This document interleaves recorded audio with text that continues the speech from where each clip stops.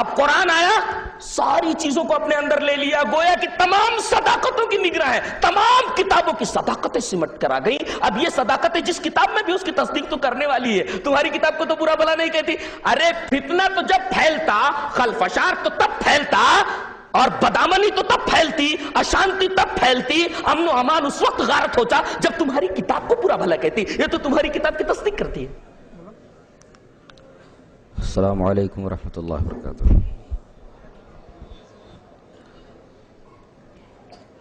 ان الحمد للہ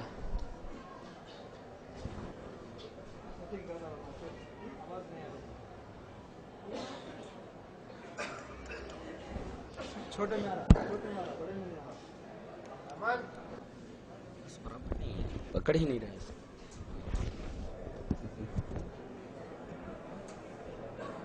ان الحمد للہ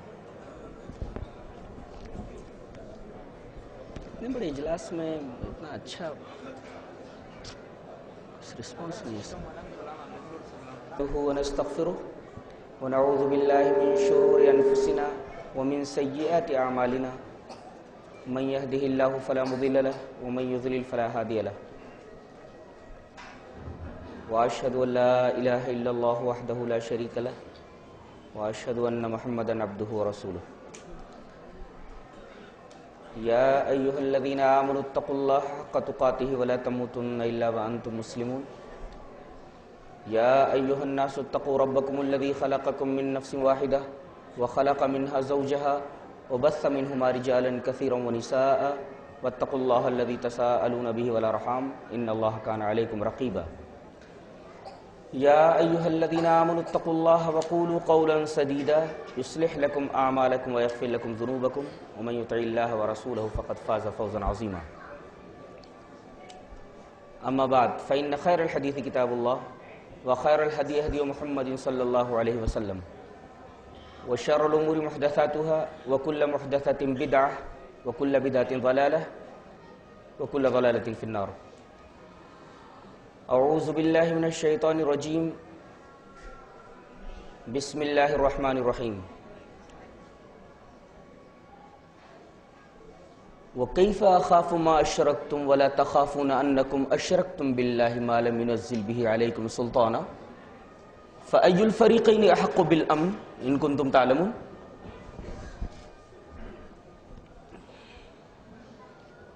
شیخ بچوں کو سامنے جو ہے نا، ان کو بچوں کو ہٹا دو، سامنے سے بچوں کو ہٹا دو، سامنے سے بچوں کو ہٹا دو،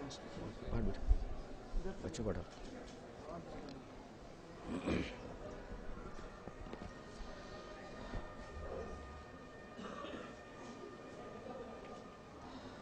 اسٹیج پر جلوہ افروز اور اس محفل میں موجود معزز علماء کرام،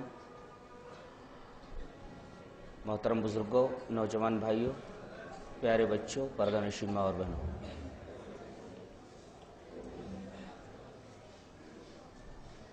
موضوع جیسا کہ آپ کو معلوم ہے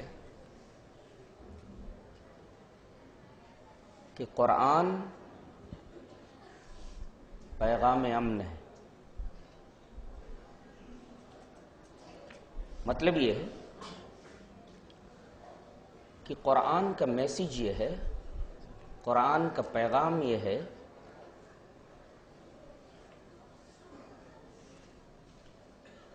کہ قرآن کے ماننے والے امن و شانتی کے علم بردار بنے، جہاں رہیں خود امن و شانتی کے ساتھ رہیں اور دوسروں کو امن و شانتی کے ساتھ رہنے دیں۔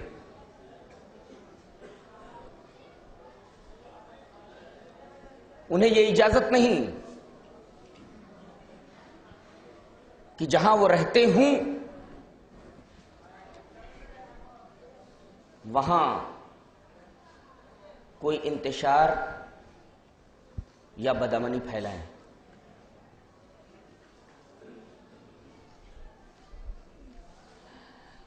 آپ کو سن کر حیرت ہوگی کہ اللہ تبارک و تعالی کی 99 صفتوں میں سے ایک صفت مومن بھی ہے. اللہ نے ارشاد فرمایا هو اللہ الذی لا الہ الا ہو عالم الغیب والشہادۃ هو الرحمن الرحیم. هو اللہ الذی لا الہ الا ہو الملک القدوس السلام المؤمن المہیمن العزیز الجبار المتکبر سبحان اللہ عما یشرکون. ان آیات میں اللہ تبارک و تعالیٰ کے کچھ نام، کچھ اسما، کچھ صفات گنائے گئے ہیں. ان صفات میں سے ایک صفت مؤمن بھی ہے.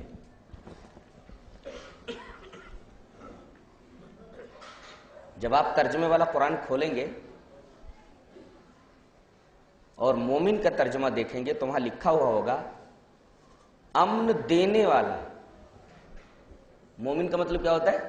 ایمان لانے والا نہیں، امن دینے والا. اب بتائیے، جس کی صفت ہی ہو امن دینے والا، وہ کوئی ایسی کتاب نازل کرے گا جو بدامنی پھیلانے والی ہو؟ اگر کوئی ایسی کتاب دے دے جس میں بدامنی کی تعلیم ہو تو اس کا نام مومن کیسے ہو سکتا ہے؟ حیرت انگیز بات نہیں ہے؟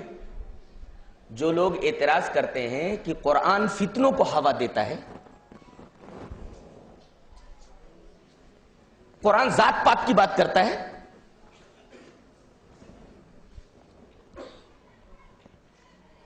قرآن دوسروں کی دل آزاری کا سبب بنتا ہے، قرآن فتنوں فساد پھیلانے کی تعلیم دیتا ہے، قرآن بدامنی اشانتی پھیلانے کی تعلیم دیتا ہے، وہ اس سوال کا جواب دیں کہ سورہ حشر کی ان آیات میں جہاں اللہ تبارک و تعالیٰ کی بہت ساری صفات کا تذکرہ ہے، وہاں ایک صفت مومن ہے. ذرا مومن کا ترجمہ کیا ہوتا ہے وہ ترجمہ کر کے بتائیں. اگر ترجمہ امن دینے والا ہے تو بتائیے، جس کا نام ہی امن دینے والا ہو، جس کی صفت ہی ہو امن دینے والا، وہ بھلا کیسے کوئی ایسا پیغام دے سکتا ہے، کوئی ایسی کتاب نازل کر سکتا ہے جو بدامنی پھیلانے والی ہو؟ نام کچھ ہو، پیغام کچھ ہو، ایسا کیسے ہو سکتا ہے؟ ثابت یہ ہوا کہ جب اس کا نام مومن ہے، امن دینے والا ہے، تو اس نے جو کتاب انسانیت کو بھیجی ہے، جو پیغام دیا ہے، وہ پیغام بھی امن دینے والا ہی ہے، بدامنی کی تعلیم دینے والا ہرگز نہیں.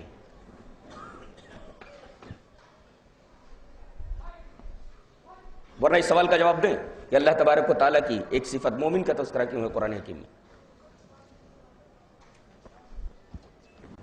دوسرے ایک نقطہ اور ذہن نشین رکھیں کہ رحم اور نفرت، رحم اور بدامنی، رحم اور اشانتی، رحم اور فتن و فساد، رحم اور جنگ و جدال، رحم اور قتل و قتال، یہ ایک دوسرے کے اپوزٹ ہیں. بتائیے، جو رحم دل ہوگا کبھی فتن و فساد کرے گا؟ ورنہ کہا جائے گا کہ یہ رحم دل ہی نہیں ہے. جو فتن و فساد مچائے اس کو کہا جائے گا یہ رحم دل ہے. گویا جو رحم دل ہوتا ہے، جو رحیم ہوتا ہے، وہ کبھی بھی فتن و فساد نہیں پھیلاتا، فتن و فساد کی تعلیم نہیں دیتا. کیوں؟ اس لیے کہ رحم کسے کہتے ہیں؟ کسی کو دکھ میں دیکھ کر کے تڑپ جانا، یہ رحم ہے. دلیل اس طرح وان عبد الرحمن ابن عبد اللہ ان ابیہ قال نزل رسول اللہ صلی اللہ علیہ وسلم منزلا فانطلق انسان الى غیضۃ فاخرج منها بيض حمرة فجاءت الحمرة ترف على راس رسول الله صلى الله عليه وسلم ورؤوس اصحابه فقال ايكم فجاء هذه فقال رجل من القوم انا اصبت لها بيضا فقال رسول الله صلى الله عليه وسلم اردده رواه احمد في مسنده. حضرت امام احمد بن حنبل رحمہ اللہ اس حدیث پاک کو ایسے ہی مسند احمد میں لائے. ترجمہ کیا ہے؟ حضرت عبد الرحمن ابن عبداللہ اپنے باپ سے روایت کرتے ہیں کہ نبی کریم صلی اللہ علیہ وسلم ایک لشکر لے کر جا رہے تھے. ایک جگہ آپ نے پڑاؤ کیا, ایک جگہ آپ رکے. ایک صاحب ذرا قریب ہی ایک جھاڑی تھی, جھاڑی میں گئے تو وہاں انہوں نے ایک گھونسلہ دیکھا جو لال چڑی کا تھا. ہمارا کہتے ہیں لال چڑی, چھوٹی چڑیا ہوتی ہے. اس گھونسلے کے اندر ایک بڑا خوبصورت انڈا رکھا ہوا تھا. انہیں انڈا بڑا اچھا لگا, انڈا لے کر لشکر میں آ گئے. لال چڑی جب اپنے گھونسلے میں آئی تو انڈا نہ پا کر سمجھ گئی کہ ہو نہ ہو یہ انڈا لے جانے والا انہی لوگوں میں سے کوئی آدمی ہوگا. اس لیے کہ ایک بات ذہن نشین کریں کہ جانوروں کے ہاں غلط اور صحیح کی تقسیم نہیں ہے, لیکن مفید اور مضر کی تقسیم ہے. جانور یہ سمجھتا ہے کہ میرے لیے مفید کیا ہے, جانور یہ سمجھتا ہے میرے لیے مضر کیا ہے, میرے لیے نقصان دہ کیا ہے, میرے لیے فائدہ مند کیا ہے. جانور سمجھتا ہے, لیکن صحیح کیا ہے غلط کیا ہے یہ نہیں سمجھتا. تکلیف دینے والی چیز کون سی ہے, آرام دینے والی کون سی چیز ہے, یہ تقسیم تو ان کے ہے, یہ سمجھتے ہو. لیکن غلط کیا ہے صحیح کیا ہے یہ صلاحیت ان کو نہیں دی گئی ہے. اس نے فوراً سمجھ لیا کہ یہ تکلیف مجھے جو پہنچی ہے انہی لوگوں میں سے کسی آدمی کے ذریعے پہنچی ہے. چڑیا اڑتے ہوئے جناب محمد رسول اللہ صلی اللہ علیہ وسلم کے سر کے اوپر آئی, پھڑپھڑانے لگی. فجاءت الحمرۃ ترف علی راس رسول اللہ صلی اللہ علیہ وسلم. رفع یرف مانے پھڑپھڑانا, پھڑپھڑانے لگی. کبھی آپ کے سر پر پھڑپھڑاتی, کبھی صحابہ کرام کے سر کے اوپر پھڑپھڑاتی.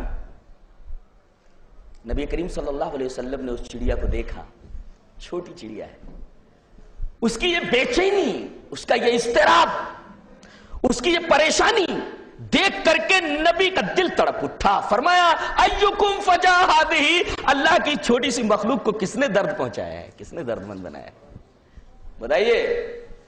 یہ حدیث اگر موجود ہے تو پھر اسلام کے اوپر انگلی اٹھانے والے اس حدیث کا جواب دیں کہ ایک چھوٹی سی چڑیا کو بے قرار دیکھ کر کے نبی کا دل بے قرار ہو گیا, نبی کا دل بے چین ہو گیا. اور آپ نے تمام صحابہ کرام سے مخاطب ہو کر کے فرمایا ایکم فجا ہذہ, اللہ کی چھوٹی سی مخلوق کو کس نے درد پہنچایا ہے, کس نے درد مند بنایا ہے, یہ بے قرار کیوں ہے, یہ مضطرب کیوں ہے, یہ پریشان کیوں ہے, اس کی پریشانی دیکھ کر میں پریشان ہو گیا ہوں. فقال رجل من القوم, ایک آدمی اٹھا اور کہا کہ اللہ کے رسول, لگتا ہے وہ چڑیا اس وجہ سے پریشان ہے کہ انا اصبت لها بیضا, میں اس جھاڑی میں گیا تھا, وہاں سے اس کا انڈا لے آیا تھا. فقال رسول اللہ صلی اللہ علیہ وسلم, رسول اللہ صلی اللہ علیہ وسلم نے آرڈر دیا ارددہ, جاؤ یہ انڈا اس کے گھونسلے میں رکھ کر آؤ. اللہ اکبر. بتائیے ایک چھوٹی سی چڑیا کے بے قرار ہونے پر جو نبی بے قرار ہو جائے, بتائیے اس مذہب کے اندر رحم کا کتنا اعلیٰ تصور ہوگا. میں کہتا ہوں کوئی مذہب اس طریقے کا اعلیٰ درجے کا رحم اپنی کتاب میں پیش کر کے بتائے.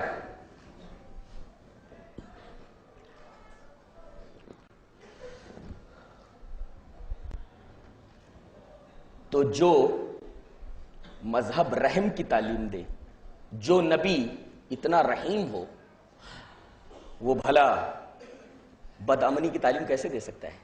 اچھا عجیب بات تو یہ ہے کہ اللہ تبارک و تعالی کی سب سے نمایاں صفت رحمان اور رحیم ہے. قرآن شروع ہونے سے پہلے ہم کیا پڑھتے؟ بسم اللہ الرحمن الرحیم. اللہ کے ساتھ کون سی صفت آئی ہے؟ رحمان کی اور رحیم کی. اور کوئی صفت آئی ہے؟ اس کے بعد ہم کچھ پڑھیں گے الحمدللہ رب العالمین الرحمن الرحیم یا بسم اللہ الرحمن الرحیم الف لام میم ذالک الکتاب. لیکن پہلے قرآن شروع کرتے وقت, کوئی کام شروع کرتے وقت, سب سے پہلے جب ہم کہیں گے بسم اللہ الرحمن الرحیم تو ہمارے سامنے اللہ تبارک و تعالیٰ کی کون سی صفت کا تصور ہوگا؟ اس کی صفت رحم کا. اور آؤ میں بتاؤں کہ شریعت اسلامیہ میں رحم کا کیا تصور ہے. اللہ کہاں ہے؟ بولو. ہر جگہ عرش پر مستوی. الحمدللہ یہ تو معلوم ہو گیا آپ لوگوں. الرحمن علی العرش استوى, رحمان عرش پر مستوی ہے. وہ ہر جگہ اپنے علم کے ساتھ موجود ہے, اپنے وجود کے ساتھ نہیں. اس کا علم ہر جگہ موجود ہے. اب ایک حدیث پاک دیکھیں، بڑی پیاری حدیث ہے، لے کر جاؤ. وعن ابی ہریرہ رضی اللہ تعالی عنہ ان النبی صلی اللہ علیہ وسلم قال لما خلق اللہ الخلق كتب في كتابه فهو عنده فوق العرش ان رحمتی تغلب غضبی. رواہ مسلم فی کتاب التوبہ. امام مسلم اس حدیث پاک کو ایسے کتاب التوبہ میں لائے. حضرت ابو ہریرہ فرماتے ہیں کہ نبی کریم صلی اللہ علیہ وسلم نے ارشاد فرمایا کہ جب اللہ تبارک و تعالی نے تمام مخلوقات کو پیدا کر لیا تو کیا کیا؟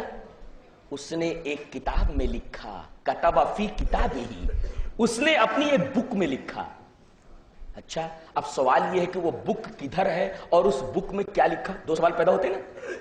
لما خلق اللہ الخلق، اللہ تعالی نے تمام مخلوقات کو پیدا کر لیا. کتب فی کتابہ، اپنی کتاب میں لکھا. سوال یہ ہے کہ اس کتاب میں کیا لکھا اور وہ کتاب ہے کہاں؟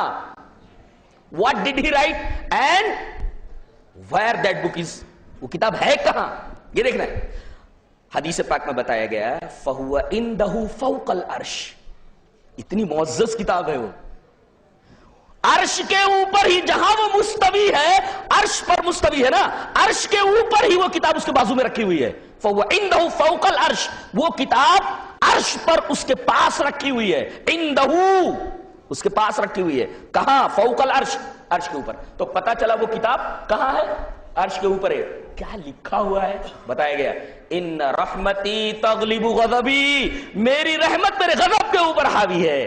میں قہار ہوں، جبار ہوں، عزیز ہوں، سب کچھ ہوں، یہ ساری صفات میری ہیں، لیکن میری رحم کی جو صفت ہے میری تمام صفتوں کے اوپر غالب ہے، میری تمام صفتوں کے اوپر حاوی ہے. اب بتائیے رحم کا اس طریقے کا اعلیٰ تصور اور کسی جگہ پائیں گے آپ؟ کہ ایک کتاب میں لکھ کر کے اسے اپنے پاس رکھ لیا ہے اور اس میں لکھا کیا ہے؟ رحم کے بارے میں لکھا ہے. ان رحمتی تغلب غضبی، میری رحمت میرے غضب کے اوپر حاوی. اب آپ ایک سوال کر سکتے ہیں، وہ رحیم کس درجے کا ہے، کتنا رحیم ہے؟ میں بتاتا ہوں. حدیث اس طرح. وعن ابی ہریرہ رضی اللہ تعالی عنہ قال سمعت رسول اللہ صلی اللہ علیہ وسلم یقول ان اللہ خلق الرحمة یوم خلقها 100 رحمة فامسک عنده 99 رحمة وارسل في خلقه كلهم رحمة واحدة فلو يعلم الكافر بكل الذي عند الله من الرحمة لم ييأس من الجنة ولو يعلم المؤمن بكل الذي عند الله من العذاب لم يأمن من النار. رواه البخاری في کتاب الرقاق. امام بخاری رحمۃ اللہ علیہ حدیث پاک کو کتاب الرقاق میں لائے، جہاں نرم دل کو نرم کر دینے والی باتوں کا تذکرہ، وہاں یہ حدیث موجود ہے حضرت ابو ہریرہ سے. لفظاً میں نے وہ حدیث آپ کے سامنے ریفر کر دی ہے. حدیث کا ترجمہ کیا ہے؟ حضرت ابو ہریرہ فرماتے ہیں کہ میں نے جناب محمد رسول اللہ صلی اللہ علیہ وسلم کو یہ بیان فرماتے سنا کیا کہ اللہ تعالیٰ نے رحم کو پیدا فرمایا. اس کا مطلب رحم مخلوق ہے، یاد رکھا جائے، رحم مخلوق ہے، اللہ نے رحم کو پیدا فرمایا. اچھا، اب سوال یہ پیدا ہوا کہ رحم کو پیدا کرنے کے بعد اس نے کیا کیا؟ پیدا فرما دیا. کیا کیا؟ جس دن پیدا کیا اسی دن، اہمیت دیکھیے، یوم خلقہا، دیر بھی نہیں کی. یوم خلقہا کا جملہ قابل غور ہے. یوم خلقہا، جس دن پیدا کیا اسی دن اس کے 100 حصے کر ڈالے. میتا رحمتی، 100 حصے کر ڈالے. رحمت کو پیدا کیا اور جیسے ہی پیدا کیا دیر نہیں کی، فوراً ہی اس کے 100 حصے کر ڈالے، 99 حصہ اپنے پاس رکھ لیا. فَأَمْسَكَ عِنْدَهُ 99 رحمہ، اس کے 99 حصے اپنے پاس رکھ لیے. وَأَرْسَلَ فِي خَلْقِهِ كُلِّهِ فِي خَلْقِهِ كُلِّهِمْ رَحْمَةً وَاحِدَةً، اور دنیا کی تمام مخلوقات کو صرف رحم کا ایک حصہ دیا ہے. اللہ، رحم کے اسی حصے سے ماں اپنے بچے سے محبت کرتی ہے. رحم کے اسی ایک حصے کی وجہ سے باپ اپنے بیٹے کے لیے ہر قربانیاں دینے کے لیے تیار رہتا ہے، یہاں تک کہ جان کی بھی ضرورت پڑے تو باپ جان بھی دے دیتا ہے. اور اسی رحم کے ایک حصے کی وجہ سے ایک جانور دوسرے جانور کے اوپر رحم کرتا ہے، جانور اپنے بچے کے اوپر رحم کرتا ہے. جب ایک رحم کی وجہ سے ماں باپ اپنے بچے کے لیے ساری قربانیاں دینے کے لیے تیار ہو جاتے ہیں، صرف رحم کے ایک حصے کی وجہ سے، بتائیے جس کے پاس 99 رحم کے حصے ہیں اس کی رحمت کے کیا عالم ہوگا؟ سوچ بھی نہیں سکتے ہیں آپ سوچ بھی نہیں سکتے. اور آگے فرمایا گیا رحمت کو سمجھ نہیں سکتے تم، ایک تمثیل سے سمجھو. تمثیل دی گئی فَلَوْ يَعْلَمُ الْكَافِرُ، کافر کے بارے میں ہمیشہ جہنم میں جائے گا، ہمیشہ جہنم میں رہے گا، یہ تو طے ہے. فَلَوْ يَعْلَمُ الْكَافِرُ بِكُلِّ الَّذِي عِنْدَ اللَّهِ مِنَ الرَّحْمَةِ. تمثیل کتنی خوبصورت ہے، یعنی اندازہ نہیں کر سکتے، ایک تمثیل سے سمجھو. فَلَوْ يَعْلَمُ الْكَافِرُ بِكُلِّ الَّذِي عِنْدَ اللَّهِ مِنَ الرَّحْمَةِ. اگر کافر کو معلوم ہو جائے کہ اللہ کے پاس رحم کتنا ہے تو جنت سے مایوس نہیں ہوگا. لم ییس من الجنہ، اسے امید بند چلے گی کہ مجھے بھی جنت مل جائے گی. یہ عالم ہے اس کی رحمت کا. تو یہ تو اس کی رحمت کا عالم ہے. اور ایک بات بتاؤں، آدمی سر سے پاؤں تک گناہ میں ڈوبا ہوا ہو، کون سی ایسی چیز ہے اگر بارگاہ الہی میں لے کر پہنچ گیا تو اللہ چاہے تو سر سے پیر تک ڈوبے ہوئے گناہوں میں اس شخص کو معاف کر دے، صرف ایک چیز کی وجہ سے. بولو کون سی چیز ہے وہ؟ توحید ہے. توحید.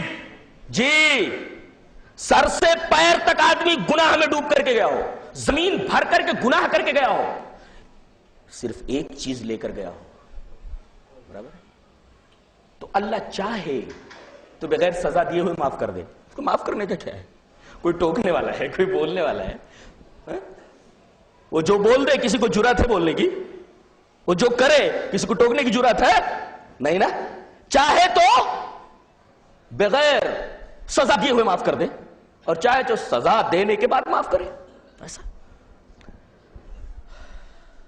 یہی بات قرآن میں کہی گئی ہے، ان اللہ لا یغفر ان یشرک بہ ویغفر ما دون ذلک لمن یشاء. اللہ مشرک کو نہیں بخشے گا، لیکن اگر توحید لیے آدمی گیا ہے بخشش کا امکان ہے. اللہ تبارک تعالیٰ اسے بخش سکتا ہے چاہے جتنے گناہ لے کر گیا ہو. برابر. توحید اتنی اہم چیز ہے. امام بخاری رحمت اللہ علیہ ایک حدیث کو کتاب التوحید میں لا رہے ہیں، ذرا دیکھیے حدیث پاک دیکھیے، اور امام بخاری کی فقاہت دیکھیے. وان جریر بن عبد اللہ رضی اللہ تعالیٰ عنہ قال قال رسول اللہ صلی اللہ علیہ وسلم لا يرحم اللہ من لا يرحم الناس. رواه البخاری فی کتاب التوحید. یہ پوری کی پوری حدیث ہے. حضرت امام بخاری اس حدیث پاک کو کتاب التوحید میں لائے ہیں. ترجمہ کیا ہے؟ حضرت جریر بن عبد اللہ جو صحابی ہیں وہ روایت کرتے ہیں کہ نبی کریم صلی اللہ علیہ وسلم نے ارشاد فرمایا جو لوگوں پر رحم نہیں کرتا، چاہے وہ عیسائی ہو، چاہے وہ ہندو ہو، چاہے وہ بدھ ہو، کسی بھی مذہب کا ماننے والا ہو، انسان ہو، جو انسانوں کے اوپر رحم نہیں کرتا اللہ اس کے اوپر رحم نہیں کرتا. اور امام بخاری اس کو کتاب التوحید میں لایا. اس کا مطلب یہ ہوا کہ موحد رحم دل ہوتا ہی ہے. جس آدمی کے دل میں رحم نہ ہو وہ اپنی توحید کا جائزہ لے کے گئے، اس کی توحید گڑبڑ تو نہیں ہے. کیا فقاہت ہے امام بخاری کی. اس کو کتاب التوحید میں لانے کی وجہ سمجھ میں نہیں آ رہی تھی. میں نے کہا اللہ اکبر، رحم کا اتنا اعلیٰ مقام ہے اسلام میں کہ امام بخاری رحمت اللہ علیہ اس حدیث پاک کو کتاب التوحید میں لا رہے ہیں بتانے کے لیے کہ رحم خاص طور سے منسلک ہے عقیدہ توحید سے. یہ مقام ہے. بتائیے توحید سب سے اعلیٰ چیز نا، اور رحم اس کے ساتھ ملی ہوئی ہو تو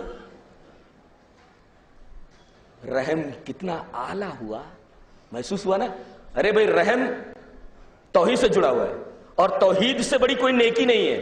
یہ تو معلوم ہوا نا، اتنی بڑی نیکی ہے. یہ لے کر کے اگر گیا اور زمین بھر کر بھی گناہ اگر لے کر کے گیا تو بخشش کا امکان ہے. یہ اتنی بڑی نیکی ہے. اب بتائیے اتنی بڑی نیکی کے ساتھ اگر کوئی چیز چمٹ جائے تو اس کا بھی وہی مقام ہوگا کہ نہیں مقام ہوگا؟ لہذا رحم کا مقام توحید کے مقام کی طرح ہے. اسی وجہ سے پورے قرآن کو آپ دیکھ ڈالیے، رحم کا تصور نمایاں نظر آئے گا. اللہ تبارک و تعالیٰ کی رحمانیت کا، اس کی رحیمیت کا تصور، اس میں کوئی شک ہے نہیں.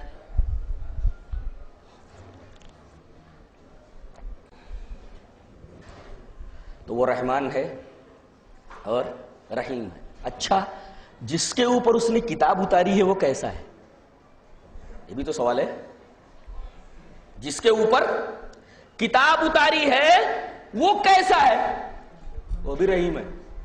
وہ بھی رحیم ہے. دلیل اس طرح لقد جاءکم رسول من انفسکم عزیز علیہ ما عنتم حریص علیکم بالمؤمنین رؤوف الرحیم. البتہ تحقیق کی تمہیں میں سے ایک رسول آیا تمہارے پاس، ایک عجیب صفت ہے اس کی، تمہارے پاس جو رسول آیا ہے اس کی ایک بڑی عجیب صفت ہے، کیا؟ دکھ تمہیں پہنچتا ہے تو درد اس کو ہوتا ہے۔ بتائیے ایسا انسان کبھی آیا ہے کہ تکلیف کسی کو پہنچے درد اسے محسوس ہو؟ ایسا انسان آیا ہے دنیا میں؟ عزیز علیہ ما عنتم، تمہیں کوئی تکلیف پہنچتی ہے تو گرا گزرتا ہے میرے نبی کے اوپر، تکلیف پہنچتی ہے میرے نبی کو، کانٹا چبھے کسی کو تڑپتے ہیں ہم امیر، کانٹا چبھے کسی کو تڑپتے ہیں ہم امیر، سارے جہاں کا درد ہمارے جگر میں ہے۔ یہ نبی کریم صلی اللہ علیہ وسلم کی خصوصیت ہے۔ فرمایا عزیز علیہ ما عنتم، درد کسی کو ہو، تکلیف کسی کو ہو، اور اس درد کا احساس جناب محمد رسول اللہ صلی اللہ علیہ وسلم کو، آپ اندازہ لگا سکتے ہیں کہ وہ انسان کتنا عظیم الشان ہوگا کہ دوسرے کو تکلیف میں دیکھ کر کے درد خود اپنے دل میں محسوس کرے۔ اور آخر میں فرمایا گیا رؤوف بھی ہے اور رحیم بھی ہے، اللہ رحیم، اس کا رسول بھی رحیم۔ اچھا، جو لوگ اس کتاب عزیز کے قرآن کا بھیجنے والا کون؟ رحمان اور رحیم، برابر، جس کے اوپر قرآن اترا وہ رحیم، اور جو لوگ اس کے اولین مخاطب تھے وہ کون ہے؟ صحابہ کرام نا، صحابہ کرام ہے نا، وہ کون تھے؟ ان کی صفت کیا ہے؟ صفت دیکھیے، محمد الرسول اللہ والذین معه اشداء علی الکفار رحماء بینہم، فرمایا گیا محمد اللہ کے رسول ہیں صلی اللہ علیہ وسلم، اور جو آپ کے ساتھ ہیں وہ کفار کے اوپر تو سخت ہیں۔ اب آپ ایک سوال کر سکتے کہ ہمیشہ کفار کو سخت؟ نہیں، جب اللہ کہتا ہے کہ سخت ہو جاؤ تو سخت ہو جاتے، جب کہتا ہے نرم ہو جاؤ تو نرم ہو جاتے، ہمیشہ اپنے دشمنوں کے اوپر بھی سخت نہیں ہوتے، رحماء بینہم، لیکن اپنے درمیان ہمیشہ رحیم ہوتے ہیں۔ تو اس کتاب عزیز کا، قرآن کا بھیجنے والا رحمان اور رحیم، جس کے اوپر یہ کتاب عزیز اتاری گئی، یہ قرآن اتارا گیا، وہ رحیم، اس کے جو اولین مخاطب تھے وہ رحیم۔ اور یہ کتاب کیسی ہے؟ یہ کتاب کیسی؟ ہدی و رحمت، یہ کتاب خود رحمت ہے۔ اب بتائیے جو کتاب از اول تا آخر رحمت ہو، اس کے بارے میں یہ بولنا کہ یہ فتنوں کو ہوا دیتی ہے، یہ دنیا کا بدترین جھوٹ ہے، اور یہ بات قرین انصاف نہیں ہے، ظلم ہے یہ قرآن کے ساتھ۔ جس کا بھیجنے والا رحمان الرحیم، جس کے اوپر کتاب اتاری گئی وہ رحیم، جو اس کے اول مخاطب تھے وہ رحیم، اس کتاب کی خود صفت رحمت ہے، اس کتاب کے بارے میں اس طریقے کی بات کہنا کہنے والے کے عقل کے دیوالیہ پن کی دلیل ہے، عقل سے پیدل ہے، عقل سے دیوالیہ۔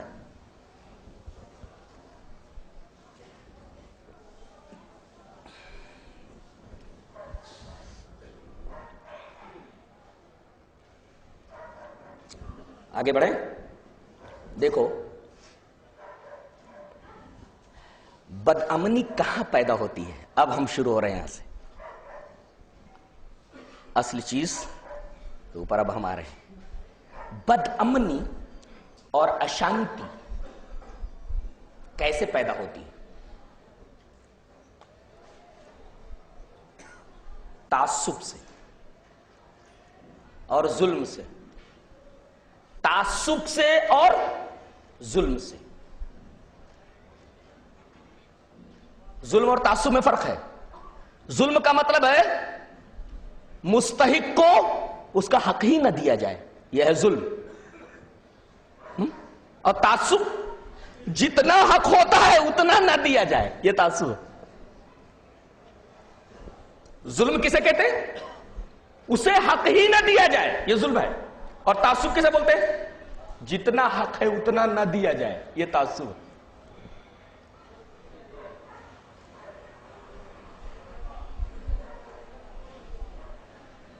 آپ کے 100 روپے بنتے ہیں، میں آپ کو 100 روپیہ نہ دوں، خلفشات پیدا ہوگا کہ نہیں ہوگا؟ آپ کے 100 روپے بنتے ہیں، میں 85 روپے دوں، یہ تعصب ہے، بدامنی پھیلے گی۔ قرآن حکیم کہتا ہے ایسا نہیں ہونا چاہیے، یہاں تک کہ تمہارے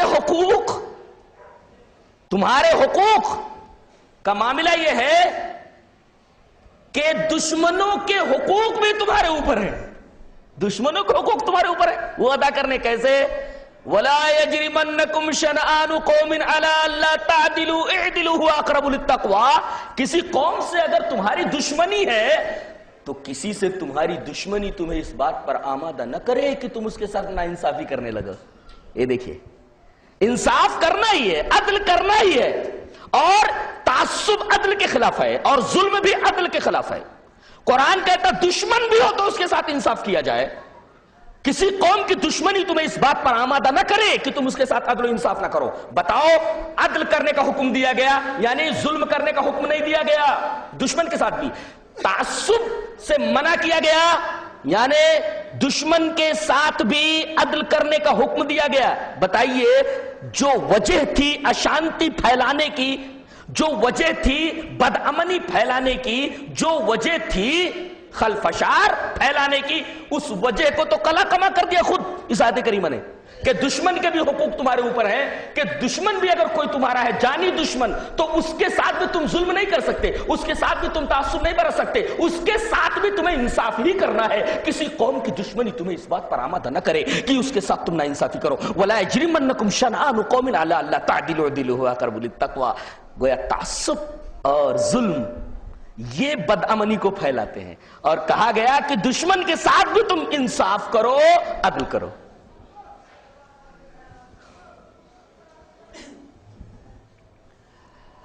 اور کہاں بدامنی پھیلتی ہے؟ ہماری ایک کتاب ہے یہ قرآن حکیم، برابر؟ قرآن ہمارے مخالف مذہب والے کے پاس کتاب ہے، بائبل ہے، بائبل وید ہے، زند اوستہ ہے، کوئی بھی کتاب۔ اب اگر آپ یہ کہیں کہ تمہاری کتاب بالکل بیکار ہے، تمہاری کتاب بالکل بیکار ہے، اس میں صداقت کا پتہ ہی نہیں ہے، اب ظاہر ہے کہ آپ کسی کی کتاب کو برا کہیں گے تو وہ بھڑکے گا، خلفشار پیدا ہوگا، بدامنی پھیلے گی، اشانتی پھیلے گی۔ قرآن حکیم کیا بولتا ہے؟ وَلَمَّا جَاءَهُمْ كِتَابٌ مِّنْ عِنْدِ اللَّهِ مُصَدِّقٌ لِّمَا مَعَهُمْ، یہ کتاب جو آئی ہے یہ پچھلی کتابوں کی تردید کرنے کے لیے نہیں، بلکہ کہتی ہے کہ صداقت کہیں بھی ہو میں اس کی تائید کرتی ہوں۔ صداقت کہیں بھی ہو، توت کہیں بھی ہو، سچائی کہیں بھی ہو، پچھلی کتابوں کی تصدیق کرتی ہے، یہ اس کی تردید نہیں کرتی ہے۔ عجیب و غریب بات ہے۔ بتائیے اس آیت کریمہ کا کیا مطلب ہوا؟ وَلَمَّا جَاءَهُمْ كِتَابٌ مِّنْ عِنْدِ اللَّهِ مُصَدِّقٌ لِّمَا مَعَهُمْ، یہ اللہ کی طرف سے کتاب جب آ گئی، یہ کون سی کتاب؟ قرآن۔ اس کی صفت کیا ہے؟ مُصَدِّقٌ لِّمَا مَعَهُمْ، ان کے پاس جو کتاب ہے، عیسائیوں کے پاس انجیل ہے، یہودیوں کے پاس تورات ہے، یہ کتاب آ کر کے ان کتابوں کی تصدیق کر رہی ہے کہ صداقتیں ان میں بھی ہیں۔ یہ اور بات ہے کہ میں ان صداقتوں کی مہیمن ہوں، ان صداقتوں کی مہیمن جانتے ہو؟ مہیمن کہتے ہیں نگراں، یہ بہت قیمتی ویلیویبل تھنگ ہے، یہ بھی بہت ویلیویبل ہے، یہ بھی بہت ویلیویبل ہے، یہ بھی بہت ویلیویبل، برابر ہے؟ یہ ساری چیزیں بڑی قیمتی ہیں، یہ آپ کی ہے، یہ آپ کی ہے، یہ زید کی ہے، یہ عمر کی ہے، ساری چیزیں۔ اب قرآن آیا، ساری چیزوں کو اپنے اندر لے لیا، گویا کہ تمام صداقتوں کی نگراں ہے، تمام کتابوں کی صداقتیں سمٹ کر آ گئی۔ اب یہ صداقتیں جس کتاب میں بھی اس کی تصدیق تو کرنے والی ہے، تمہاری کتاب کو تو برا بھلا نہیں کہتی۔ ارے فتنہ تو جب پھیلتا، خلفشار تو تب پھیلتا، اور بدامنی تو تب پھیلتی، اشانتی تب پھیلتی، امن و امان اس وقت غارت ہوتا جب تمہاری کتاب کو برا بھلا کہتی۔ یہ تو تمہاری کتاب کی تصدیق کرتی۔ وَلَمَّا جَاءَهُمْ كِتَابٌ مِّنْ عِنْدِ، اب بتائیے جو کتاب تمام کتابوں کی تصدیق کرتی ہو، جس کتاب کے اندر بھی صداقت ہے، بتائیے ایسی کتاب کو فتنہ و فساد کی بنیاد سمجھنا دنیا کا کتنا بڑا جھوٹ ہے اور کتنا بڑا ظلم ہے اس کتاب عزیز کے ساتھ۔ فتنہ و فساد اور کیسے پھیلتا ہے؟ مذہب کے رہنماؤں کو، ہمارے مذہب کے رہنما ہیں، ہمارے مولوی ہیں، اگر ان کو کوئی برا بھلا کہے تو ہمیں دکھ ہوتا ہے، اس لیے کہ یہ مذہب اسلام کے پیشوا ہیں۔ صحابہ کو کوئی برا بھلا کہے ہم برداشت نہیں کرتے، اس لیے کہ وہ ہمارے پیشوا ہیں۔ تابعین کو کوئی برا بھلا کہے ہم اس کو برداشت نہیں کرتے، اس لیے کہ ہمارے پیشوا ہیں۔ تبع تابعین کو کوئی برا بھلا کہے ہم برداشت نہیں کر سکتے، ہمارے پیشرو ہیں۔ اماموں کو کوئی برا بھلا کہے ہم برداشت نہیں کر سکتے، اس لیے کہ وہ ہمارے امام ہیں۔ امام ابو حنیفہ ہمارے امام، امام شافعی ہمارے امام، امام احمد بن حنبل ہمارے امام، امام مالک ہمارے امام۔ کوئی کسی امام کی اگر توہین کرے ہم اس کو برداشت نہیں کر سکتے، اس لیے کہ وہ ہمارے پیشرو ہیں۔ یہ تو کچھ یاروں کے ہاں چلتا ہے کہ ان کے ہاں امام نے نبی کا درجہ لے لیا، بلکہ سارے امام بیکار ہیں، کوئی ابلیس ہو جاتا ہے، کوئی کچھ ہو جاتا ہے۔ لیکن ہمارے ہاں تو مسئلہ یہ ہے کہ تمام کے تمام ائمہ ہمارے نزدیک محترم ہیں، اور جن کا قیاس، جن کا اجتہاد ہمیں قرآن و حدیث میں کوئی مسئلہ نہیں ملا، جن کا اجتہاد قرآن و حدیث کے زیادہ موافق ہے ہم لے لیتے ہیں۔ امام ابو حنیفہ رحمۃ اللہ علیہ کا قیاس اور اجتہاد اگر قرآن کے موافق ہے ہم اس کو لے لیتے ہیں، امام مالک کا ہے تو ان کا لے لیتے ہیں، امام شافعی کا تو ان کا، امام احمد بن حنبل کا ان کا لے لیتے ہیں۔ ہم چاروں اماموں کو مانتے ہیں، چاروں اماموں کو مانتے ہیں۔ عجیب بات تو یہ کہ ہم چاروں امام کو مانتے، کوئی اماموں کو نہیں مانتے، اور جو صرف ایک کو مانتے، تین کا انکار کرتے تو ہم اماموں کو مانتے۔ یہ بھی کتنا بڑا جھوٹ ہے، اسی طرح جھوٹ ہے جیسا کہ وہ بولتے ہیں کہ یہ کتاب فتنہ پھیلانے والی ہے، اسی طریقے سے وہ کہتے ہیں کہ یہ جماعت فتنہ پھیلانے والی ہے۔ جیسے وہ بہت بڑا جھوٹ ہے اس طرح یہ بھی بہت بڑا جھوٹ ہے، جیسے وہ بہت بڑا ظلم ہے کتاب کے ساتھ، ویسے اس جماعت کے بارے میں یہ کہنا کہ یہ اماموں کا انکار کرتی ہے، اماموں کی گستاخ ہے، اسی طریقے سے ظلم ہے اس جماعت کے اوپر جس طرح قرآن کے اوپر یہ کہنے والے یہ کہہ کر ظلم کرتے ہیں کہ کتاب فتنوں کا ہوا دیتی ہے، اشانتی پھیلاتی ہے، بدامنی پھیلاتی ہے۔ تو میں کہہ رہا تھا کہ فتنہ کیسے پھیلتا ہے؟ جب کسی مذہب کے رہنماؤں کو، ان کے معبودوں کو برا بھلا کہا جائے، کسی مذہب کا کوئی شخص کسی کی پوجا کرتا ہے، اس کا معبود ہے، اب اس کو اگر برا بھلا کہو گے تو فتنہ و فساد تو ہونے والا ہے۔ ارے ہمارے معبود کو جس کی ہم پوجا کرتے تھے، ارے دیکھو یہ لوگ ہمارے معبود کو برا کہہ رہے تھے، کھدیڑو ان کو، پکڑو ان کو، مارو ان کو، یہ۔ لیکن قرآن حکیم کہتا ہے نہ، اس کی اجازت نہیں ہے۔ جو لوگ جس کو اپنا معبود بنائے ہوئے ہیں اس معبود کو برا بھلا کہنے کی اجازت نہیں ہے۔ وَلَا تَسُبُّوا الَّذِينَ يَدْعُونَ مِن دُونِ اللَّهِ عَدْوًا بِغَيْرِ عِلْمٍ وَلَا تَسُبُّوا الَّذِينَ يَدْعُونَ مِن دُونِ اللَّهِ عَدْوًا بِغَيْرِ عِلْمٍ، جو لوگ اللہ کو چھوڑ کر کے، وَلَا تَسُبُّوا الَّذِينَ يَدْعُونَ مِن دُونِ اللَّهِ فَيَسُبُّوا اللَّهَ عَدْوًا بِغَيْرِ عِلْمٍ كَذَلِكَ زَيَّنَّا لِكُلِّ أُمَّةٍ عَمَلَهُمْ، جو لوگ اللہ کو چھوڑ کر کے دوسروں کو اپنا معبود بنائے ہوئے ہیں تو ان کے معبودوں کو برا بھلا مت کہو۔ Insult not those whom they worship besides Allah. Insult not those whom they worship besides Allah. اللہ کے علاوہ جن کی وہ پوجا کرتے ہیں ان کی شان میں گستاخی کرنے کی اجازت نہیں ہے۔ ظاہر ہے کہ فتنہ وہاں پھیلتا ہے جب کسی مذہب کے معبود کو برا بھلا کہا جائے۔ یہاں تو منع کر دیا گیا ہے کہ ان کے مذہب کے معبودوں کو برا بھلا مت کہو۔ یہاں رک کر کے ایک اعتراض کا جواب میں دے دیتا ہوں۔ اعتراض پیدا ہوا کہ پھر تو قرآن نے یہ کہا ہے کہ الہم ارجل یمشون بہا ام لہم ایدی یبطشون بہا ام لہم آذان یسمعون بہا، ارے ان کے ہاتھ ہیں کہ یہ پکڑتے ہیں، ان کے آنکھیں ہیں جو یہ دیکھتے ہیں، ان کے کان ہیں جو سنتے ہیں۔ یہ برائی نہیں ہے، یہ اظہار حقیقت ہے۔ نکتہ یاد رہے، اظہار حقیقت میں اور برا کہنے میں زمین اور آسمان کا فرق ہے۔ یہ اظہار حقیقت ہے کہ یہ چل نہیں سکتے، اظہار حقیقت ہے کہ بول نہیں سکتے، اظہار حقیقت ہے کہ سن نہیں سکتے۔ یہ برائی نہیں ہے، یہ اظہار حقیقت ہے۔ جو لوگ اظہار حقیقت کو اور گالی کو، گستاخی کو گڈمٹ کر دیتے ہیں، فتنہ وہاں پھیلتا ہے۔ قرآن حکیم بولتا ہے اظہار حقیقت میں اور برا کہنے میں دونوں میں فرق کرو، دونوں کو گڈمٹ مت کرو، مڈل اپ مت کرو، نہیں تو فتنہ پھیل جائے گا۔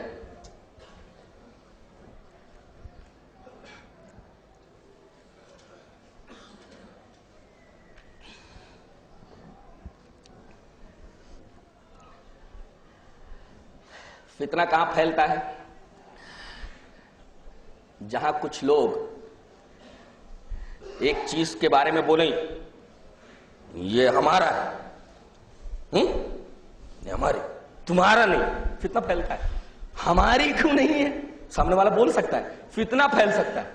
اب ہم یہ کہیں کہ ہمارا رب اللہ ہے، ہمارا رب اللہ ہے، اب سامنے والا کہے گا دیکھو اللہ کو یہ اپنا رب مان رہے ہیں، اے دیکھو ہمارا انسلٹ کر رہے ہیں۔ قرآن حکیم نے پہلے ہی کہہ دیا کہ میں صرف مسلمانوں کا رب نہیں ہوں۔ قرآن حکیم نے اللہ کے بارے میں فرمایا کہ اللہ صرف مسلمانوں کا رب نہیں ہے، الحمدللہ رب العالمین، رب المسلمین نہیں، رب المومنین نہیں۔ جھگڑا ختم، سب کا ہے، سب کا ہے تو جھگڑا کا ہے گا؟ سب کا ہے تو جھگڑا کا آئے گا؟ اچھا، رسول اللہ صلی اللہ علیہ وسلم کے بارے میں 100 گریٹ آدمیوں کے بارے میں ایک شخص نے کتاب لکھی، لکھنے والا عیسائی ہے. فرسٹ نمبر کس کو دیا؟ جناب محمد رسول اللہ صلی اللہ علیہ وسلم. حالانکہ عقیدتاً کیا ہے؟ وہ عیسائی ہے. حضرت مسیح ابن مریم کو لانا تھا فرسٹ نمبر پہ، لیکن فرسٹ نمبر جناب محمد رسول اللہ صلی اللہ علیہ وسلم کو دیا. برابر؟ یعنی وہ بھی مانتے ہیں کہ بہت ہی عظیم الشان شخصیت تھی، اس میں کوئی شک نہیں. اب ہم یہ کہیں کہ وہ صرف ہمارے ہیں؟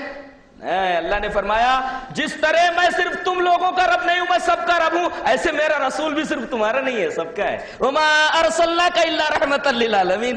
یہ جھگڑا بھی ختم ہو گیا.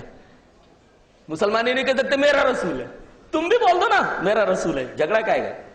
ہم بولتے ہیں ہمارا اللہ، تم بول دو ہمارا اللہ، ہمارا بھی رب ہے، جھگڑا کیا ہے گا؟ اللہ کے بارے میں بھی جھگڑا ختم کر دیا قرآن نے، رسول کے بارے میں بھی جھگڑا ختم کر دیا قرآن نے. اب خود قرآن کے بارے میں جھگڑا. آپ کہیں قرآن ہماری کتاب ہے، اتنی شاندار کتاب ہماری ہے، مسلمانوں کی ہے.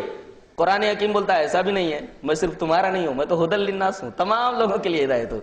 شہر رمضان الذی انزل فیہ القرآن ہدی للناس، تمام انسانوں کے لیے ہدایت ہے. بتائیے جھگڑا یہاں ختم. کتاب کے بارے میں جھگڑا ہوتا ہے، انبیاء کے بارے میں، پیشروں کے بارے میں جھگڑا ہوتا ہے، معبودوں کے بارے میں جھگڑا ہوتا ہے. یہ جھگڑے تو قرآن حکیم ختم کر رہا ہے. بابا تم کیسے کہہ رہے ہو کہ فتنہ کو ہوا دے رہا ہے؟ یہ تو الٹی بات کہہ رہے ہو، الٹی گنگا بہار ہے.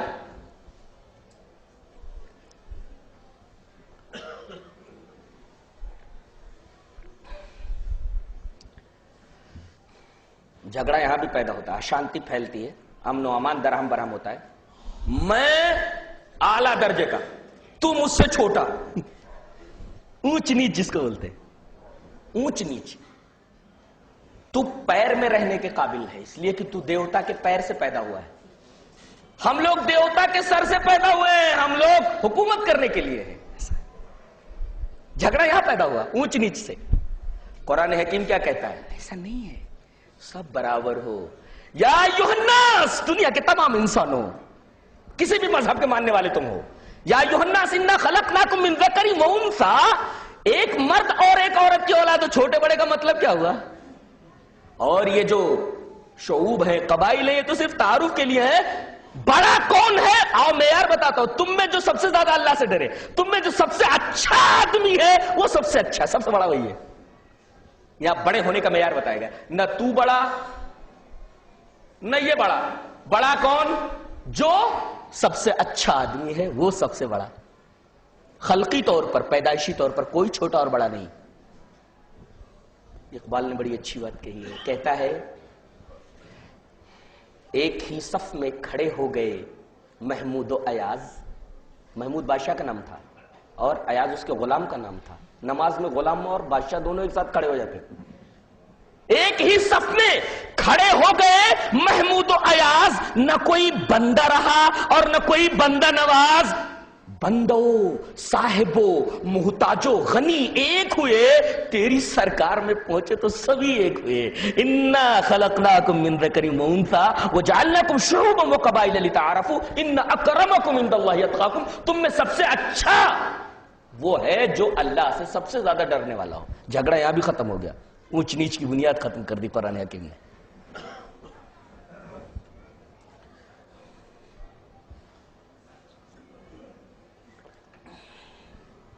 کوئی تمہارے ساتھ برائی کرے، تم اس کے ساتھ برائی کرو، جھگڑا یہاں بھی پیدا ہوتا ہے. ایک محاورہ ہے نا، اینٹ کا جواب پتھر سے. ایسا ہے نا، اینٹ کا جواب پتھر سے دیں گے، ایسا بولتے ہیں. قرآن حکیم کہتا ہے نا، یہ اصول ہمارے یہاں نہیں ہے. قرآن کا بھیجنے والا رحمان و رحیم، جس کے اوپر قرآن اترا وہ رحیم، اولین مخاطب رحماء. یہ کتاب خود رحمت. اس کے اندر بھلا اینٹ کا جواب پتھر سے دینے کی تعلیم کیسے ہو سکتی ہے؟ پھر کیا تعلیم ہے؟ اینٹ کا جواب پھول سے دیا جائے. کوئی اینٹ مارے تو اسے پھول پیش کیا جائے. برابر ہے. اور اگر تمہیں کوئی گالی دے تو گالی کا جواب گالی سے مت دو. پہلے آیت قرآنی ہے، اس کے بعد حدیث پاک. آیت قرآنی ہے اس طرح، وَلَا تَسْتَوِي الْحَسَنَةُ وَلَا السَّيِّئَةُ. نیکی اور بدی، اچھائی اور برائی دونوں برابر نہیں ہو سکتے. برابر. ادفع باللتی ہی احسن. تمہارے ساتھ کوئی برائی کرے تو برائی کا جواب بھلائی سے دو. ایسے یہ دیکھیے یہ تعلیم ہے. یہ تو ہوئی آیت قرآنی. حدیث پاک اس طرح وعن عائشہ رضی اللہ تعالی عنہا ان اليہود اتوا النبی صلی اللہ علیہ وسلم فقالوا السلام علیکم قال وعلیکم فقالت عائشہ رضی اللہ تعالی عنہا السلام علیکم ولعنکم اللہ وغضب اللہ علیکم فقال رسول اللہ صلی اللہ علیہ وسلم مہلا یا عائشہ علیک بالرفق وإیاک والعنف او الفحش فقالت اولم تسمع ما قالوا قال اولم تسمع ما قلت رددت علیہم فیستجاب لی فیہم ولا یستجاب لهم فیہ.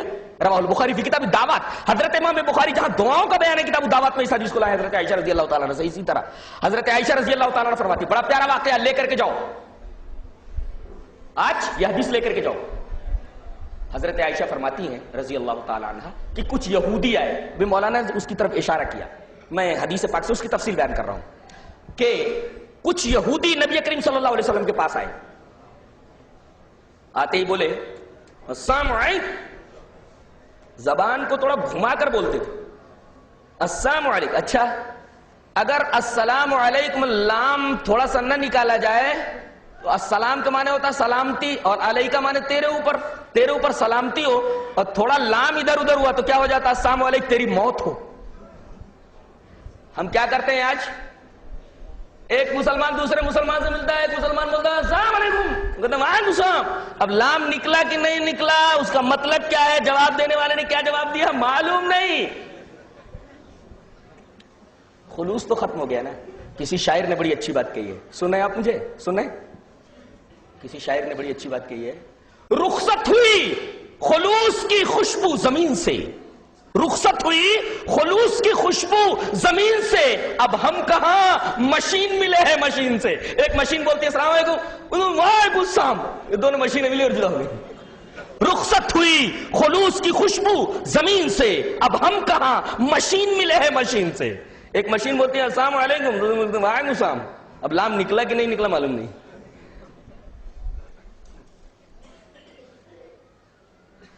یہ لوگ آئے, کہا السلام علیکم, لام حذف کر دیا, یعنی نبی کو بد دعا دی تیری موت ہو. جواب کیا دینا تھا نبی کو, تمہاری موت ہو. بد دعا کا جواب بد دعا سے. تعلیم دیکھیے, انہوں نے کہا السلام علیکم, نبی نے کہا وعلیکم. السلام کو اپنی زبان سے نہیں نکالا. اللہ, انہوں نے کیا کہا السلام علیکم, موت ہو تیری.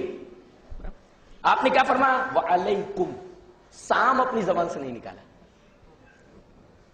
جو حیادار ہوتے ہیں اور نیک طبیعت کے ہوتے ہیں, جو جھگڑا نہیں چاہتے, وہ معاملے کو ایسے ہی ٹال دیتے. قرآن حکیم نے عباد الرحمن کی تفسیر ایسے ہی کی ہے, وعباد الرحمن الذین یمشون علی الارض ہونا واذا خاطبهم الجاہلون قالوا سلاما. بھائی تو ہی بڑا جا. واذا خاطبهم الجاہلون قالوا سلاما, جاہل لوگ جب مخاطب ہوتے ہیں تو کہتے ہیں السلام علیکم, السلام علیکم, جا تم ہی بڑے. اور نبی کریم صلی اللہ علیہ وسلم سے زیادہ حیادار کون, رحم دل کون. دشمن کو بھی دیکھے بد دعا نہیں دے رہے. بیوی تھوڑی برداشت کرتی ہے. جو لوگ بڑے سیدھے سادے ہوتے ہیں نا, بیویاں بڑی سخت ہوتی ہیں. حضرت عائشہ سن رہی تھی, دیکھا کہ نبی نے کچھ جواب نہیں دیا ہے, اور انہوں نے کیا کہا ہے, حضرت عائشہ رضی اللہ تعالیٰ عنہ سمجھ, امت کا آدھا علم دیا گیا تھا, امت کا آدھا علم دیا گیا تھا. بڑے بڑے فقہائے صحابہ کے اوپر نقد کرتی تھی, بڑے بڑے فقہائے صحابہ کے اوپر نقد کرتی تھی. علم کا یہ عالم تھا. ام المومنین حضرت عائشہ رضی اللہ تعالیٰ عنہ, اور یہ ان باسعادت اشخاص میں سے ایک ہیں جنہیں نبی کریم صلی اللہ علیہ وسلم کی 1000 سے زائد احادیث روایت کرنے کا شرف حاصل ہے. ان میں سے ایک ہیں حضرت عائشہ رضی اللہ تعالیٰ عنہ, بہت بڑی عالمہ ہے امت کی.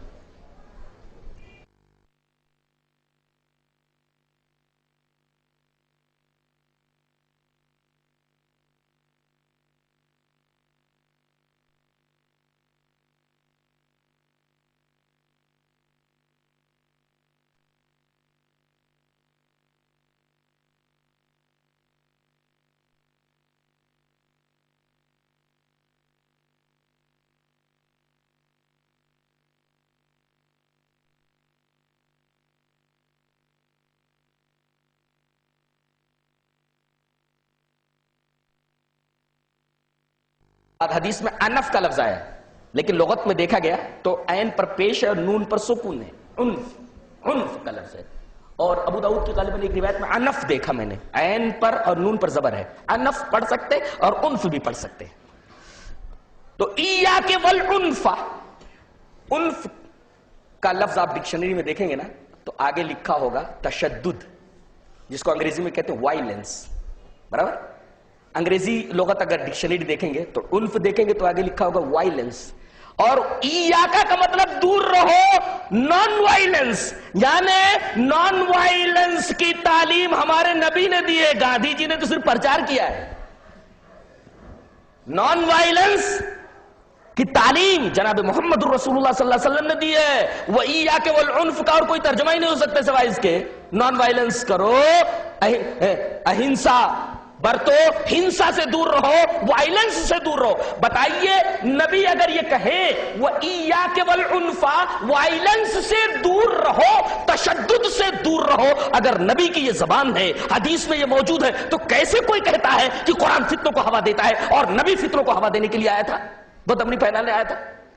جو سراسر نان وائلنس کا قائل ہو، اہنسا کا قائل ہو، اور گاندھی اسی کا پرچارک ہو. گاندھی جی نے اسی کا پرچار کیا، نان وائلنس کا، اہنسا کا. اور یہ تعلیم جناب محمد رسول اللہ صلی اللہ علیہ وسلم نے دی. اب الفحش، اور فحش بات، گندی بات منہ سے نکالنے سے پرہیز کرو. پھر لڑ پڑی، غصہ ادھر تھا، شوہر کے اوپر اترنے لگا. اولم تسمع ما قالوا، آپ نے سنا نہیں وہ لوگ کیا بولے؟ نبی نے فرمایا اولم تسمع ما قلت، تم نے نہیں سنا میں نے کیا کہا؟ رددت علیہ، میں نے جواب دے دیا. فاستجابوا لی فیہم، میری دعا، میری بد دعا ان کے بارے میں قبول ہو جائے گی، ان کی بد دعا میرے بارے میں قبول نہیں ہوگی. فاستجابوا لی فیہم ولا یستجاب لهم فیہا، میں نے جواب دے دیا نا. اللہ اکبر، یہ تعلیم ہے جناب محمد صلی اللہ علیہ وسلم سے. گالیوں کا جواب جو گالیوں سے نہ دے، ایسے مذہب کے بارے میں اور جس پر قرآن نازل ہو رہا ہے اس کے بارے میں ایسی بات کہنا، اور قرآن کے بارے میں یہ کہنا کہ اشانتی پھیلاتا ہے، فتن و فساد پھیلاتا ہے، یہ در حقیقت قرآن کے ساتھ بھی ناانصافی ہے، رسول اللہ صلی اللہ علیہ وسلم کے ساتھ ناانصافی ہے، اور ساتھ ساتھ خود اللہ تبارک و تعالی پر تہمت لگانے اور اللہ تبارک و تعالی کی جناب میں گستاخی کرنے والا مجرم ٹھہرتا ہے.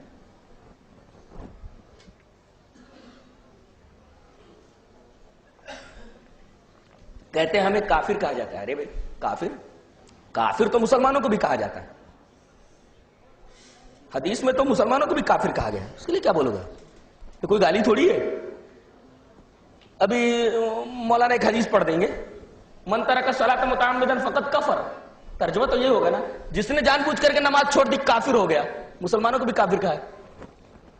تو کافر کوئی گالی نہیں ہے، ایمان کے مقابلے میں. ایمان کے مقابلے میں یہی لفظ ہے. ایمان کا مطلب جو رسول اللہ ہے اس کو مان لینا، اور کفر کا مطلب انکار کر دینا. بالکل صحیح ہے. کفر، کافر ہونا کوئی گالی نہیں ہے. فمن شاء فلیؤمن ومن شاء فلیکفر. اللہ تبارک و تعالی نے اس آیت کریمہ کو سورہ کہف میں نازل فرمایا ہے. فمن شاء فلیؤمن ومن شاء فلیکفر. جو چاہے ایمان لائے اور جو چاہے کفر کرے. یہاں ایمان کفر کے مقابلے میں ہے، گالی نہیں ہے. اگر کسی اصول کا انکار مسلمان بھی کرتے تو وہ بھی کافر ہو جاتا ہے. گالی نہیں ہے، یہ ایمان کے مقابلے میں ہے، اس کو گالی نہ سمجھا جائے. یہ تو مسلمانوں کے اوپر بھی صادق آ سکتا ہے اگر کسی اصل کا انکار کرے تو. لہذا کوئی گالی نہیں. فتنہ و فساد اور کہاں پھیلتا ہے؟ میرا ہی دین مانو، یہ رہنا ہے تو ہمارے دین کا عامل بن کر کے رہو. کسی دوسرے دین کے اوپر عمل کرنے کی اجازت نہیں ہے، مجبور کیا جائے. اگر کسی گروہ کو، کسی جماعت کو، کسی انسان کو مجبور کیا جائے کہ یہی دین مانو، تمہارے لیے ماننا ضروری ہے، یہاں بدامنی پھیلتی ہے. ارے میں تو دوسرے مذہب کا ماننے والا ہوں، یہ تو زبردستی مجھے ایک دوسرا مذہب ماننے کے لیے کہہ رہا ہے، زبردستی کر رہا ہے. ماننا ہے تو یہی مذہب مانو، اگر یہاں رہنا ہے تو یہی مذہب مانو. یہ جبر ہے، یہاں فتنہ و فساد پھیلتا ہے. لیکن قرآن حکیم بولتا ہے ہم نے تمہارے سامنے بات پیش کر دی ہے، ماننا ہو تو مانو، ورنہ لکم دینکم ولی دین، تمہارے لیے تمہارا دین، میرے لیے میرا دین. جھگڑا تو یہاں ختم ہو گیا نا. قرآن حکیم میں نہیں بولتا کہ چاروں ناچار جبر و اکراہ کے ساتھ اسلام کو مانو ہی. اگر ایسا ہوتا تو پھر لکم دینکم ولی دین کا کیا مطلب؟ تمہارے لیے تمہارا دین، میرے لیے میرا دین. ایسی تعلیم کیسے ہوتی؟ تمہارے لیے تمہارا دین، میرے لیے میرا دین. اگر ایسی تعلیم موجود ہے تو پھر یہ کہنا کہ قرآن حکیم جبر کرتا ہے، اکراہ سے کام لیتا ہے، کتنا بڑا ظلم ہے یہ. فتنہ و فساد وہاں پیدا ہوتا ہے جہاں کوئی زبردستی کسی کو مذہب میں داخل کرے، اور قرآن حکیم اس فتنے کو ختم کرتا ہے. کہتا ہے لکم دینکم ولی دین، تمہارے سامنے بات پہنچا دی گئی، اب مانتے ہو تو ٹھیک ہے، نہیں تو تمہارے لیے تمہارا دین، ہمارے لیے ہمارا دین. اس کے علاوہ اور کوئی ترجمہ ہے اس کا؟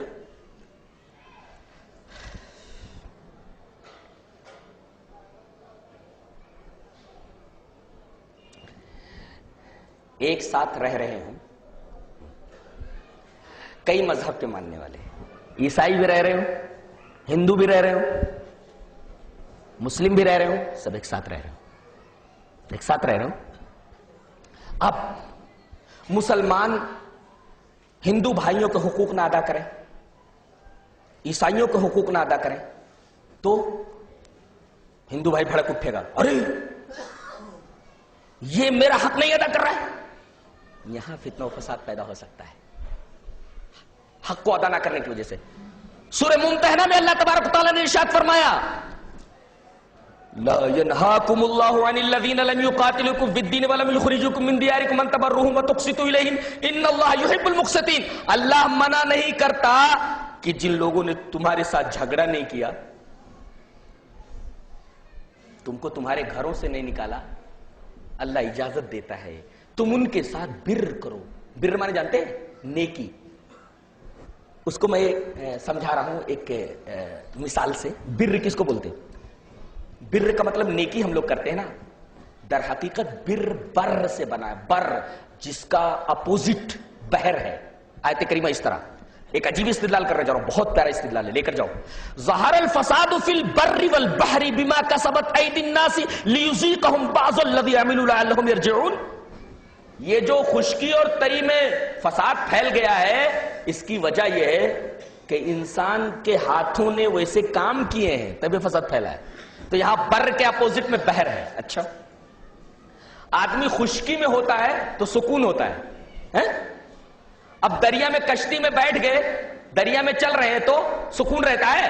نہیں، دل ڈولتا رہتا ہے کہ اگر کشتی کو کچھ ہوا تو گئے کام سے. تو جب تک آدمی دریا میں رہتا ہے، پانی میں رہتا ہے، اس کا جی ڈولتا رہتا ہے. برابر ہے؟ اس کا مطلب یہ ہوا کہ بحر میں سکون نہیں ہے، اس کے مقابلے میں بر سکون ہے. بر میں سکون ہے، اسی سے لفظ بر بنا ہے. اس کو ایک تمثیل سے سمجھو. آپ کے پاس ایک روٹی ہے اور آپ یہ سمجھتے ہیں کہ ایک روٹی کھاؤں گا تب بھی میرا پیٹ نہیں بھرے گا. ایک روٹی میرے پاس ہے، اگر ایک روٹی بھی میں کھا لوں گا تو میرا پیٹ نہیں بھرے گا. اتنے میں ایک غریب آدمی آپ کے پاس آ کر ہاتھ پھیلا دیتا ہے. آپ کو یہ معلوم ہے کہ یہ ایک روٹی میرا پیٹ نہیں بھر سکتی، آدھی روٹی اس غریب کو آپ دے دیتے ہیں، صرف آدھی روٹی پر آپ قناعت کر لیتے ہیں. ذرا بتائیے کہ آدھی روٹی دینے کے بعد آپ کے دل کو کتنا سکون ملتا ہوگا. یہ ہے بر کی حقیقت. لن تنالوا البر حتى تنفقوا مما تحبون. بر میں سکون ہی سکون ہے، اس لیے کہ بر بحر کا اپوزٹ ہے. بر میں سکون ہی سکون ہے. اگر سکون حاصل کرنا ہے تو بر کرو. یہ لفظ بتا رہا ہے کہ اللہ تبارک و تعالی نے غیر مسلموں کے ساتھ بر کرنے کا بر کرنے کی تلقین کی ہے، ترغیب دی ہے.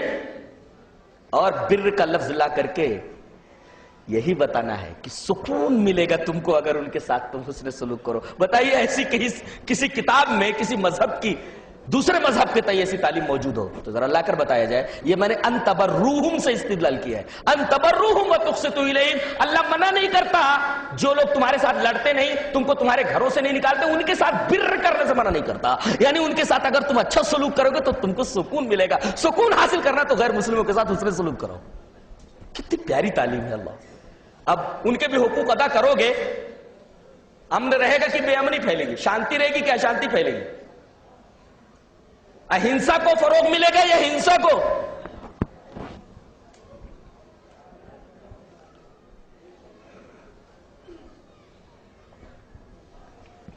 اور قرآن نے ایک بات اور کہہ دی ہے,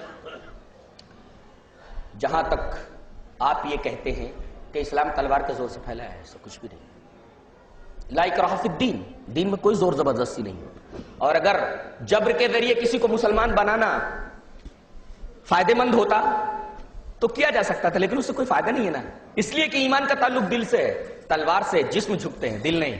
لا اکراہ فی الدین, دین میں کوئی زور زبردستی نہیں ہے. قد تبین الرشد من الغی, یہ حق ہے یہ ناحق ہے, یہ حق ہے یہ باطل ہے. اب تمہارے سامنے دلائل کے ساتھ حق پیش کر دیا گیا ہے, باطل پیش کر دیا گیا ہے. اب یہ تمہارے اوپر ہے, تم چاہے حق کو قبول کرو چاہے باطل کو, یہ تمہارے اوپر ہے. تمہیں اسلام مجبور نہیں کرتا, قرآن تمہیں مجبور نہیں کرتا. یہ تعلیم ہے قرآن حکیم کی.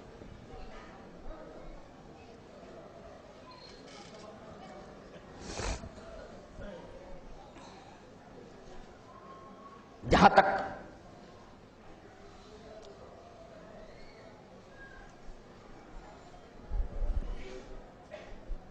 کفارے کا تعلق ہے, ایک بڑی عجیب و غریب بات بتاؤں. پہلے وہ آیت کریمہ دیکھ لیں.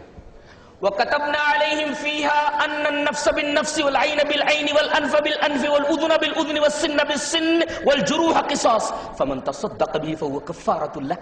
اللہ دیکھیں قانون بتایا جا رہا ہے, اگر کوئی جان کسی کی لے لے تو اس کی جان لے لی جائے, جان کے بدلے جان. کوئی کان کاٹ لے تو اس کا کان کاٹ لیا جائے, کوئی آنکھ پھوڑ دے تو اس کی آنکھ پھوڑ دو, اور کوئی دانت توڑ دے تو اس کا دانت توڑ دو. اور اس کے علاوہ بھی جو زخم لگے ان پر قصاص, والجروح قصاص.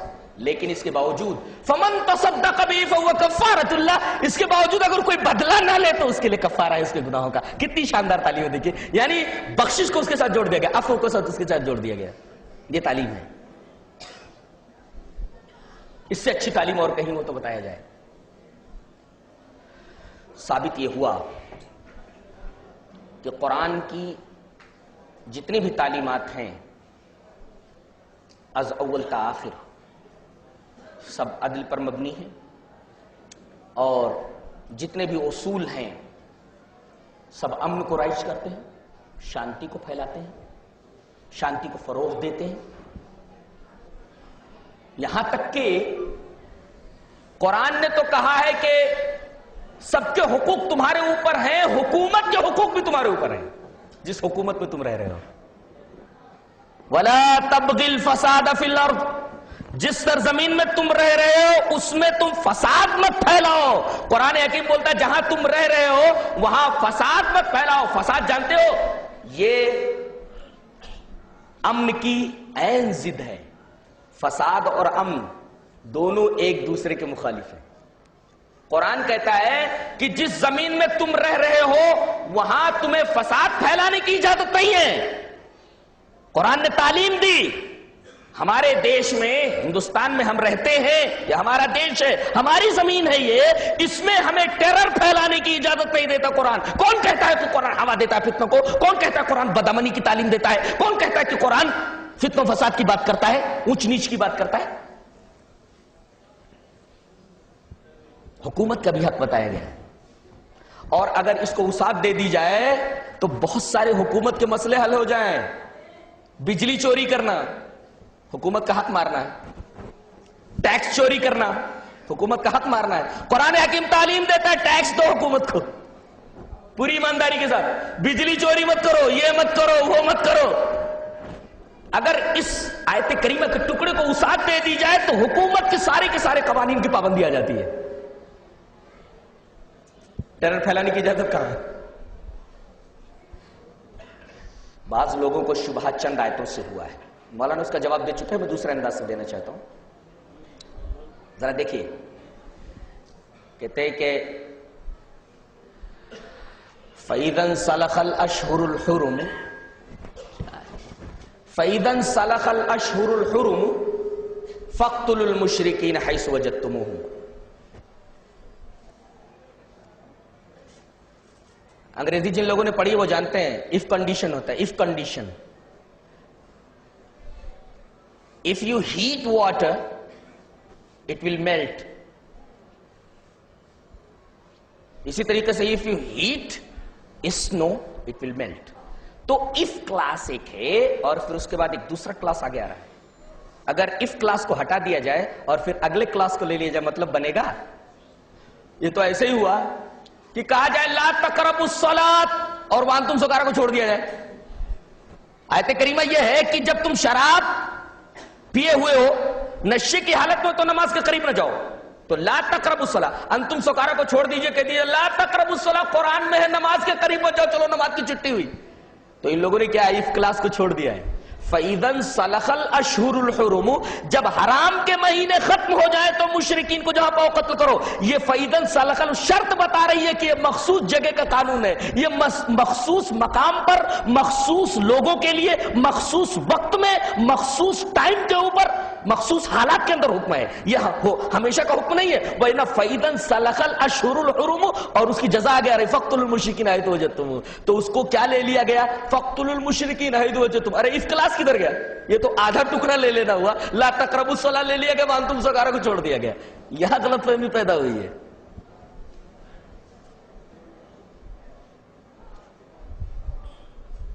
ہوا یہ صلح حدیبیہ میں جب مشرکین اور مسلمانوں میں صلح ہوئی کہ 10 سال تک جنگ نہیں ہوگی، تو اسی وقت قبیلہ خزاع والے نبی کریم صلی اللہ علیہ وسلم کے مسلمانوں کا حلیف بن گئے، اور بنو بکر والے، بنو بکر یہ حلیف ہو گئے قریش مکہ کے. کچھ مدت بعد بنو بکر نے بنو خزاع کے اوپر جو نبی کریم صلی اللہ علیہ وسلم کے حلیف تھے ان کے اوپر حملہ کر دیا، اور حرم کے اندر بھی ان کو نہیں بخشا گیا، حرم کو حلال کر دیا گیا. بیچارے بمشکل 40 آدمی بچے بھاگ کر کے مدینہ آئے روتے ہوئے کہ اے اللہ کے رسول، ہم نے آپ سے حلیفانہ تعلق قائم کیا تھا، ہمارے ساتھ بہت ظلم ہوا ہے، قریش نے ہمارے ساتھ بہت ظلم کیا ہے. بنو بکر جنہوں نے ان کے ساتھ حلیفانہ معاہدہ کیا تھا، بنو بکر نے ہمارے اوپر حملہ کیا اور ہتھیار سپلائی کیا قریش والوں نے. اللہ کے رسول، آپ سے ہم نے حلیفانہ تعلق قائم کیا ہے، ہمارے لیے کچھ کیجئے. نبی کریم صلی اللہ علیہ وسلم نے حملہ کرنے کا حکم دیا. یہ دیکھیں اس کا پس منظر ہے، پس منظر سے ہٹا کر کے اس آیت کریمہ کو سمجھا ہی نہیں جا سکتا. اذا شرط ہے، اس کو شرط کو ختم کر کے جزا کا صرف مفہوم نکالنا، یہ قرآن کے ساتھ مذاق ہے. اور اس بات کی تردید بعد والی آیت کر دیتی ہے وَإِنْ أَحَدٌ مِّنَ الْمُشْرِكِينَ اسْتَجَارَكَ فَأَجِرُهُ حَتَّى يَسْمَعَ كَلَامَ اللَّهِ. اگر حکم یہ ہوتا جہاں پاؤ مشرکین کو قتل کرو، تو اگلی آیت کے اندر تو یہ ہے کہ مشرکین میں سے اگر کوئی تمہارے پاس پناہ طلب کرنے کے لیے آئے تو پناہ دے دو، اور پھر جب فساد ذرا ٹھنڈا ہو جائے تو امن کیمپ پہ پہنچا دو. اگر ایسا ہوتا جہاں پاؤ قتل کرو، تو یہ پھر امن کیمپ پہ پہنچانا اور ان کی حفاظت کرنا اور ان کو پناہ دینا، اس کا کیا مطلب ہو سکتا ہے؟ ایک آیت دوسری آیت سے ٹکرا جائے گی. اس کا مطلب یہ ہوا کہ قرآن کے بارے میں یہ جو مس انڈرسٹینڈنگز ہیں، قرآن کے بارے میں جو غلط فہمیاں ہیں، قرآن حکیم کو گہرائی کے ساتھ اور اسلام کو گہرائی کے ساتھ نہ سمجھنے کا سبب ہے. ہم ان لوگوں سے اپیل کریں گے جو لوگ قرآن حکیم پر اور اسلام پر اس طریقے کے اعتراضات کریں گے کہ اسلام کا گہرائی کے ساتھ مطالعہ کریں، قرآن حکیم کا گہرائی کے ساتھ مطالعہ کریں. اللہ ہمیں نیک عمل اور اچھی سمجھ کی توفیق عطا فرمائے. وآخر دعوانا الحمدللہ رب العالمین.